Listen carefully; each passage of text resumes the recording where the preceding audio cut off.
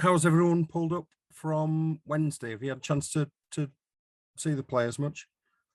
We've had obviously medical day yesterday, and then a little bit of treatment and whatnot this morning. Most of the players are checked in, and we've got a whole heap of bumps and bruises and things to check. So there's a lot of unknowns at this point. Is there anything significant in there that you can tell us about injury-wise? Fusatua's got a strain in his calf. Yep, so he'll certainly be out. The others are more awaiting scan results and/or just seeing how quickly bumps and bruises settle down. Is that the case for Sutcliffe and Gannon? They both went off. Are they any chance for Monday, do you think? They're a chance I'd say, but probably not a strong chance. But yeah, it's a little bit too early to tell. It's still sort of within that 48 hours of the game, so it's sometimes hard to tell. Yeah, and could anybody be coming back? People like Cameron Smith? No, Cam won't be coming back. I'm trying to think. I don't think anyone else is coming back either. So we had 21 that were available on the weekend. Yeah, on the weekend on Wednesday. So we'll draw on those guys, and they're ready and they've been doing us a good job. Are you confident you'll still be able to get a competitive team out? Yeah, every team we'll have will be competing hard. What's your thoughts on the Catalan game? Then obviously looking at the state of the table, it's an important game, and it's a rematch from obviously a very close encounter a month ago. Yeah, that was a great contest in the end. Each game, is a new adventure, and certainly in this sort of clustered frequency of games, it's really about getting into a state of mind and a state of body where you can compete hard. And the last performance away down there in Perpignan wasn't the best overall for us, but we got a good result. But it's pretty irrelevant now. Our match against Huddersfield, we need to take some learns out of that for sure, as I'm sure Catalans will out of last night's game, and dust off and find the energy to go again. Is your main concern attack at the moment? Because you're defending well, aren't you? I think you've mentioned that after the last couple of games, you've not been happy with the work you've done with the ball. Yeah, definitely we need to improve in attack, but everything's quite temporary in sport. I think you can go from having a poor attacking game to a good one really quickly if you just stick to your principles and sort of process. Things can turn quite quickly, so we're not stressing out about it. We just need to polish things up, and once we know what kind of team we're going to have, we'll put the work into the detail about what we need to do to give ourselves the best chance against the Dragons. Is not having a settled team presumably is having a bearing on that, though? It must be hard working on combinations when they change every week. That's been the case for the whole time. Since I've been here, we haven't had a stable team, and part of that's been injury, suspension, part of it's been selections and trying to work out our best combinations. So I think it's really important that you have a squad approach to playing, not just a team approach. It needs to go deeper than that. So it's not a problem. It's just how it is at the moment. We need to regain a bit of fluency with our attack and a bit more composure more than anything.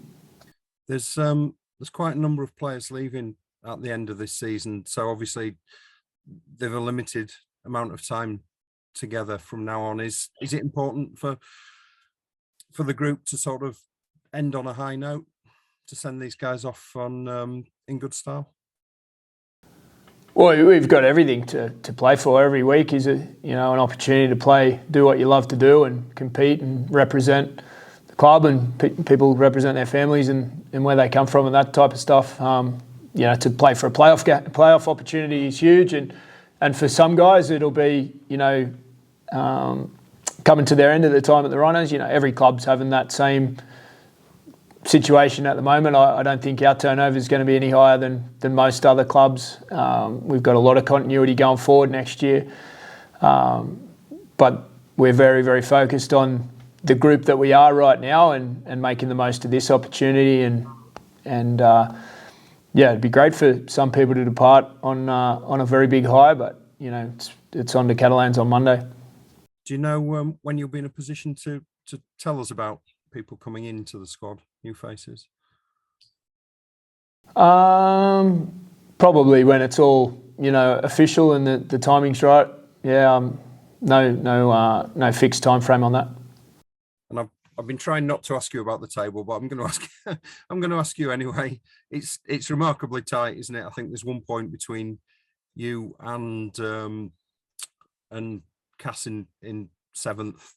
Cass play Salford on Monday. Do you think it's going to go down to the wire, the battle for fifth, sixth spot? It looks that way at the moment. Yeah, I haven't done the maths, but I'm aware of where we are.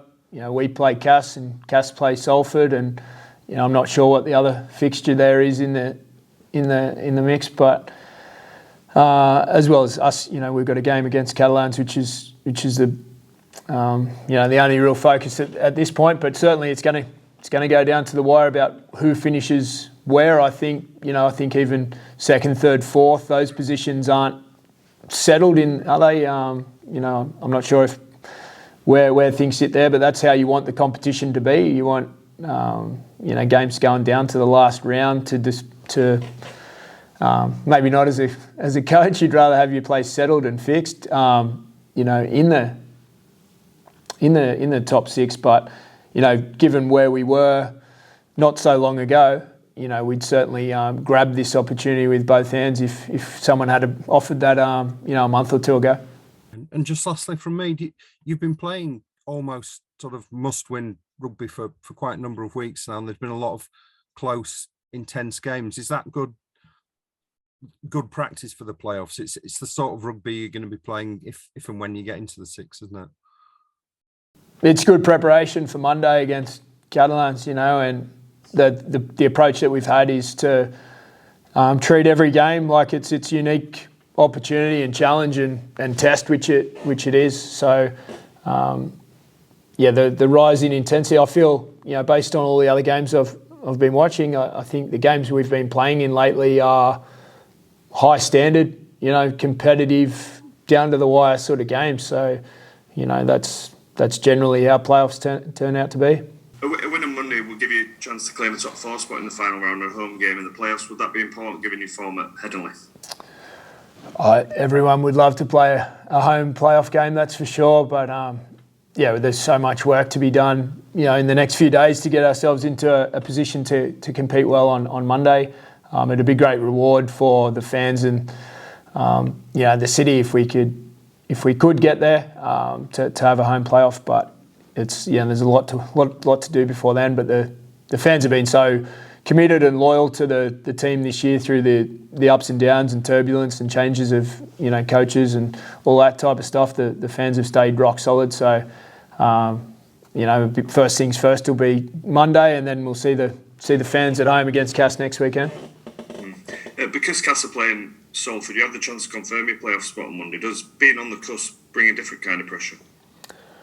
That's an individual thing, not to me. But the main thing is trying to have that same approach to playing every match like it's a critical one. Is the mentality that we've really tried to generate, and not looking too far ahead and not looking at the ladder too much. I know people are aware of it. I'm not naive in that sense, but there's no need to put more emphasis on it. People already know what's at stake. So getting back to the process and the task at hand is key. Would it help from your perspective to get it done on Monday, give you a chance to potentially rest and rotate next week, looking into next weekend? Well, there's so much to play for in both matches moving forward for us here. So, there's no sense of... It'll be a great accomplishment if we can get it done on Monday. That's what it'll be, and that's what we'll be striving to do. Will you be paying any attention to what's going on at Cass? I can't control it, so it's not really going to make a difference. You know, our sort of fate is in our own hands, I believe. A win on Monday, and that'll clinch a spot. So everything will be focused on us doing what we can to get that result. Yeah, there's a lot of talk about fatigue, but there must be a lot of excitement in the camp about what's come this week and perhaps even beyond. Yeah, there is. I think in our games we haven't shown signs of fatigue. Like, of course, for every team there's parts of games where you're looking tired and you're trying to hang on for a bit to regain possession or position or get a bit of flow in the game. There's periods for every team, but I think the energy battle has been pretty well in control most of the time. Like, we've been right there or thereabouts for the bulk of games. So I'm feeling good about what our players and our staff are doing to prepare our guys each week, what the players are doing with their own time and coming in with the right temperament, right attitude, and good energy on game day is always what it's about. Yeah. I know you've been asked a few times, but with the club fifth with 2 rounds to go, just how pleased are you with the progress the group's made in your short time here? Oh, we're in a much better position, that's for sure. But as I've said previously, like, it's a long season for every club. There's lots of clubs that have had ups and downs this year throughout the competition, and that's making it go down to the wire, which is great for the competition and the game itself. But the work that's been done throughout last pre-season and early in the season, whilst it might not have got the results early in the year, it's contributed to what we're doing now. So yeah, it's nice to know that we've got ourselves into a position where we can give it a crack. Looking back on Thursday night's victory, have you had a chance to look at the potential incidents that from that game, with Richie Myler? I know a few of Sky Sports pundits kind of had an argument over the issue. Yeah, I've seen the incidents. I'm not aware of the comments from the TV, but I've seen the incidents. What's the question? What's your view on the incident? On Richie's one, I think it's one of those ones that happens lots of times in a game where players they're fighting in the play the ball to try and get the best outcome they can, and sometimes it gets a bit messy, and sometimes the referee blows a penalty, and had it have been just a penalty, I'm not sure it would have been much more of a conversation. And looking at one of your, I'd say, informed players in the recent week, Zane Tetivana, how impressed have you been since he's come back from his ban? He seems to, slot straight back in. Yeah, Zane's played really well. He was making some progress prior to the ban. He'd had a disrupted start to the season, but he's played some really big minutes, really critical minutes for us at Hull KR, out of position, and then on the weekend again, I think he played 74 minutes or 75 minutes or something through the middle unit, which is a huge achievement and massive contribution to a very high intensity, high standard battle. I thought it was on Wednesday. And I know one of your younger players, Morgan Gannon, has been attracting media attention. How impressed have you been by his development this season? Gano's, he's a quality kid. He knows how to play. He's still very young and still maturing physically, but he's got a wise head on his shoulders. He's managed his A levels through the middle part of the season here, so he didn't play a lot. He missed some games, and he missed. He was playing some more smaller minutes, but in recent weeks he's been ready for those bigger opportunities and done us a really good job.